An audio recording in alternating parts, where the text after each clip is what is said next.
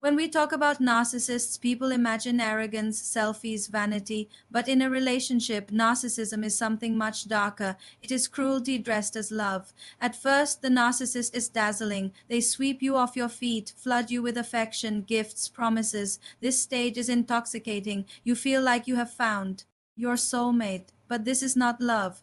It is bait. Then comes the switch, devaluation. Suddenly you are too much or not enough. Affection is withheld, replaced by criticism, mockery, or silence. Gaslighting follows. They deny what they said, twist reality, make you doubt your memory, your emotions, your very sanity. One day you are adored, the next you are invisible. The inconsistency becomes torture. And narcissists do not stop there. They triangulate, they flirt with others, they compare you to EXEs, they even cheat just to make you insecure and fight for their attention. They project their own behavior onto you, blaming you for the very things they are doing. They weaponize silence, absence, and when you resist, they smear your name, isolate you from friends, even use children as pawns.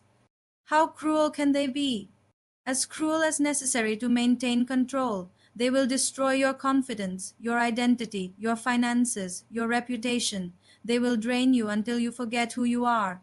And the psychological toll is brutal. Anxiety, depression, complex PTSD, trauma bonds that make leaving feel impossible.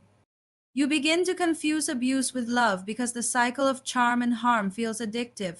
Why do they do this? Because beneath the mask is emptiness and fear. They cannot love with vulnerability, so they dominate instead. They would rather destroy intimacy than risk equality.